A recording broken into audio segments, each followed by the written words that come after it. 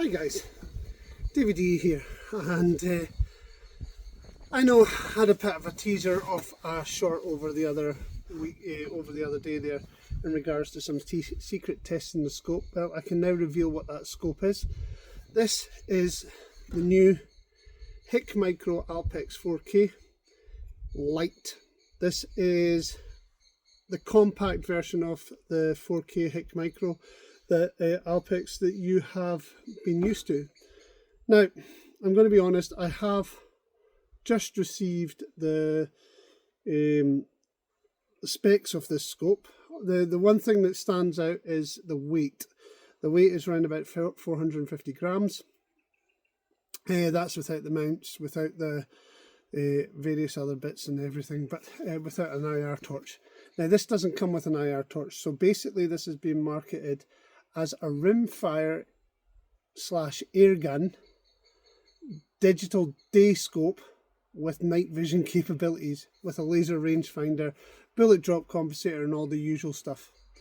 Now, I'm going to give you a full honest review on this because it does have its problems. It's not entirely a bad scope. It's a really nice scope. It's going to be retailing at around about £649. So it takes it into that kind of reasonable priced night vision digital scope. The day vision in this is 4K, which is fantastic. A lot of you guys are going to say that's brilliant. However, there's little caveats to that. I'm one of the first people to get my hands on this scope and play with it. Now, when I was mounting it, I had a little bit of problem. It's a very difficult scope to mount. You have to use kind of low profile mounts. I've got a set of Leopold quick release ones here. But as you see, the top of the scope rings are very close to the tube. Now, you see I've got this Picatinny to scope mount for the IR torch. Now, I have to say that this is what's caused most of the problems. These are set as low profile mounts, so these are set low mounts, which again doesn't give me much clearance between for the rail. So you either have to have a really short rail, or you have to have high profile mounts for this. But just bearing in mind, you kind of need these low scope rings, upper scope rings. Either that, you get the cheap aluminium ones that have the Picatinny on top. Now, that's where everything gets a little bit more interesting, because when you're mounting this, if you're intending to use this for night vision, you will actually have to make a decision on how you're going to mount it and make certain that you've made enough space for it to fit your IR torch. Now, I use a relatively simple, slimline, small LED IR. It's good out to about 200 yards, 250 yards at night, which is fine for me, especially if you're using it on the rimfire. It's around about, it's quite small and compact. And I know you guys out there, a lot of you guys out there want to use PBIRs and big laser torches. Now, give you an idea of how compact this scope is. That is my hand. That is my hand. It is barely bigger than the Picatinny rail it's on. It is extremely light without the eye cup.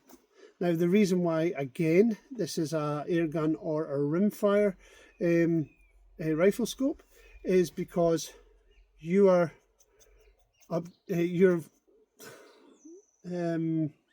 eye relief is around about 25 to 30 millimeter. If you want to see all the things that are going on in the scope. The display on the scope is fantastic. The only problem with the display is that you can't see everything. And now, mounting the scope is actually one of those things. Mounting the IR onto the scope is actually one of those things you really kind of have to think about, because all your controls are done here. So your dial wheel for going through your menu is this, but it also is your zoom function. So that's for your magnification to get in. And don't get me wrong, the clarity and magnification, we'll get all that into that in a few minutes.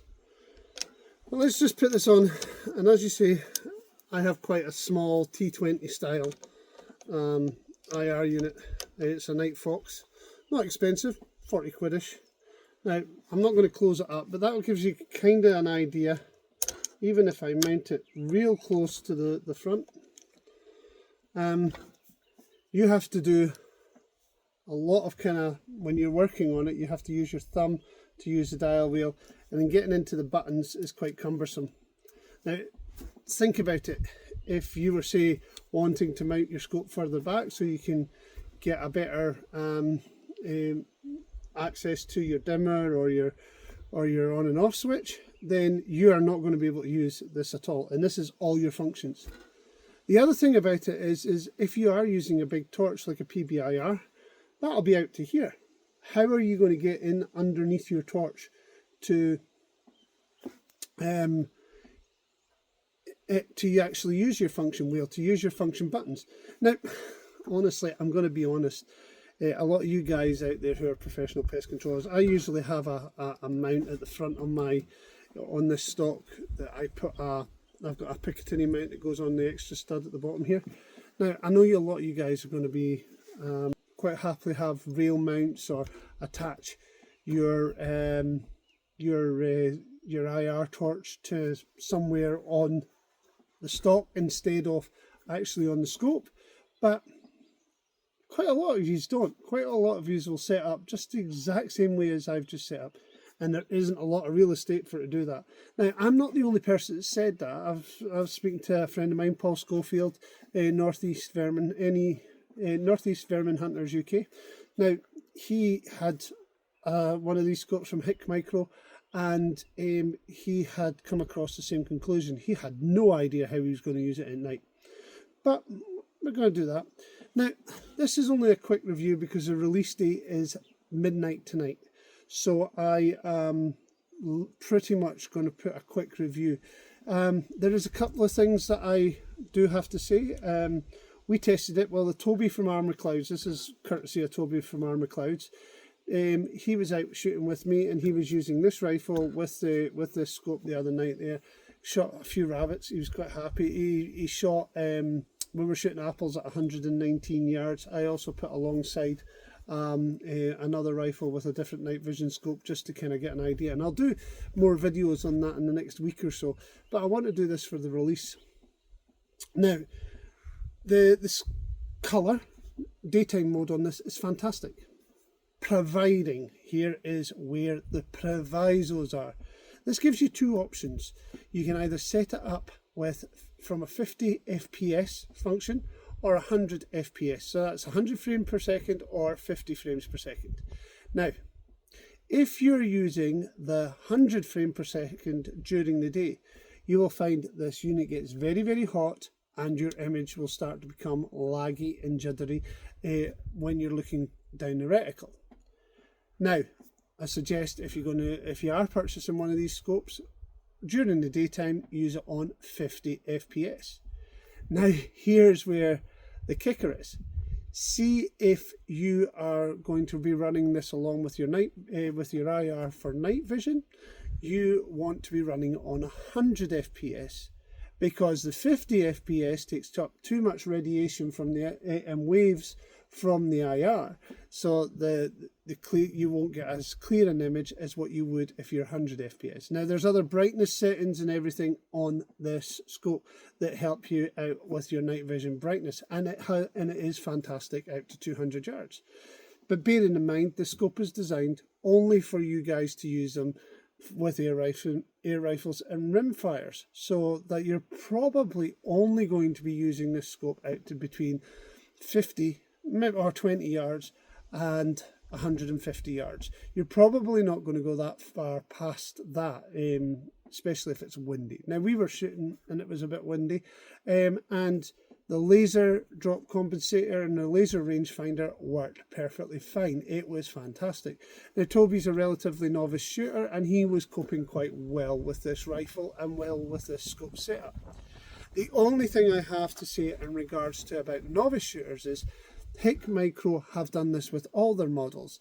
Their menu system for setting up is so confusing. There's so many different options that it's going to bamboozle many of you. So I guarantee you're going to spend a good couple of hours just going through the settings, trying to work out what some of them are for.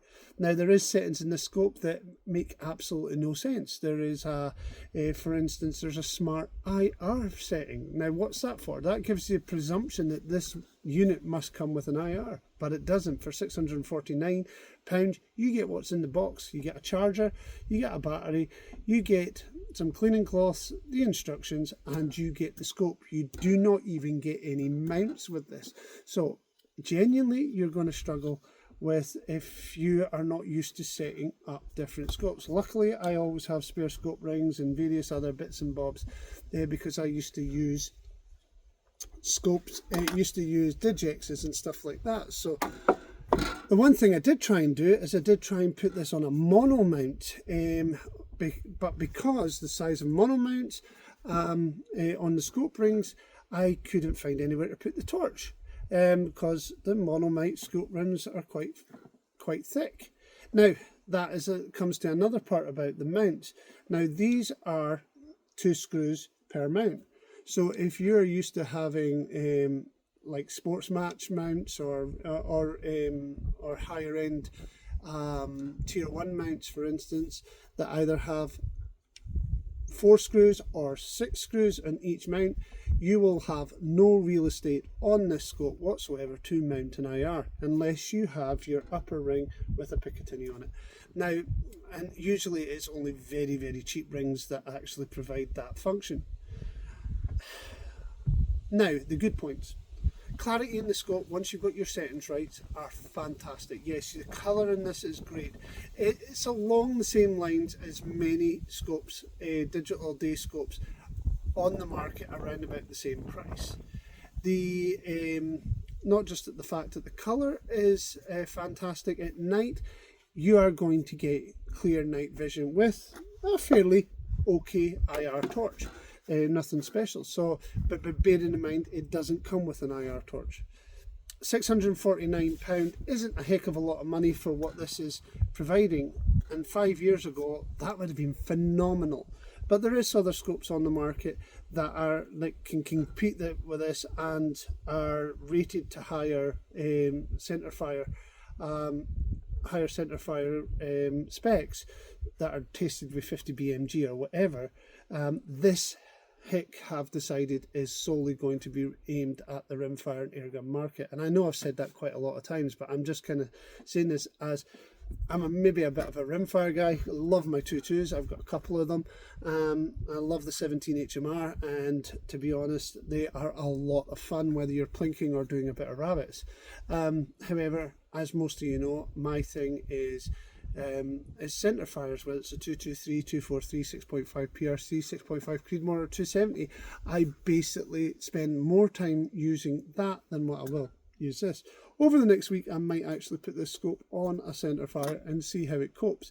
I am genuinely quite worried about this eye relief. Unlike the other scopes that I use on a regular basis, the other digital scopes that I use on a regular basis, they've got a 45mm eye relief, and you can see quite a lot of the screen. This one is only around about 25 to 30mm with the eye relief if you want to see what's on the screen. And the eye cup is a must, genuinely is. Many of you will be finding yourself squeezing yourself into that eye cup so that you can see what's going on in the menus. Either that your little eye looking through that is going to be wandering all over the place looking for all sorts of stuff. But there is a lot of information on this screen, as with a lot of digital scopes these days, but Hik have for some reason just like to bombard you with information. This takes us down to the laser rangefinder. Now, I am absolutely blown away by the laser rangefinder. The laser rangefinder is very accurate. I have ranged out to bits where my hat's squint again. I've ranged out to bits where where I know the exact yardage in the meters, and it has been spot on. So I'm happy with that. But it also ranges all the way down to 3 yards. Now, there is not another rangefinder that I have found that does that, on a scope anyway, which is fantastic. So they have really aimed this at your airgun market for your really close range stuff. So that is where I see this fitting into. This is your ratter boys, ratter guys and girls, you guys that are doing pigeons in sheds, you guys that are doing even rabbits in close in close paddocks and things like that. This is this is going to be ideal for you. Or even if you're doing rabbits out to 119 yards, 120 yards, 150 yards, this is going to be perfect for you for that small game companion that you need for on top of your rifle. Now, that puts me to question where this actually sits in the market, because and I know, speaking to Toby over this, he's kind of feeling the exact same, because where this sits in the market is a little strange, because there is a lot of scopes out there that do all of this and more.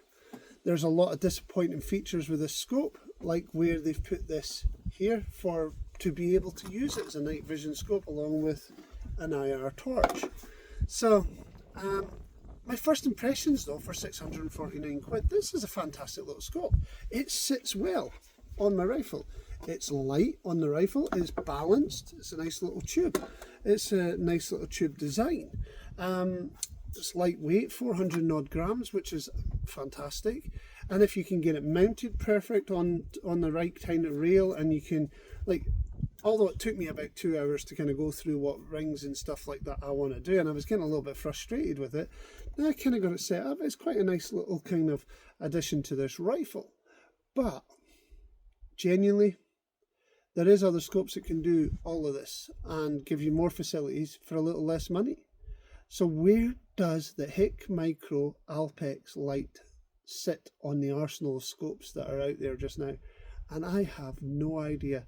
I genuinely feel that Hik kind of rushed this. You know, this could have been a little bit a longer tube, a little bit more thought into the design of where the turret is, and slimlining that bloody menus. God, what is it with Hik? And just putting so much stuff on their menu, especially stuff that there's just no relevance to it. But if you purchase this, you're not going to be disappointed. You're not going to have any kind of major issues with it. However, we did have a moment where this heated up a little bit, and the screen started flickering. I mean, it like started. Different colour lines were going through it. We turned it off, turned it back on, and it never happened again. So that could be that this is a prototype scope, or an early release scope, and there's maybe a fault with the scope. But other than that, I didn't come across any major problems. Completely usable in the field. Colour was perfect during the day. Plenty of settings to mess about with if you're into that sort of thing. I think you guys will quite like it. The ones that are very kind of, if you're a fan of Hik Micro products and you've got the Alpex and you want this on your air rifle or rimfire, then this might be for you. Would I be purchasing one?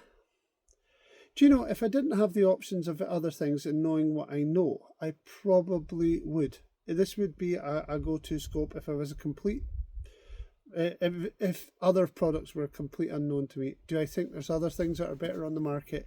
100%. I think you will get a lot more for your money for other products, but that would be unfair on this review to talk about those other products right now when this is a product that is in focus.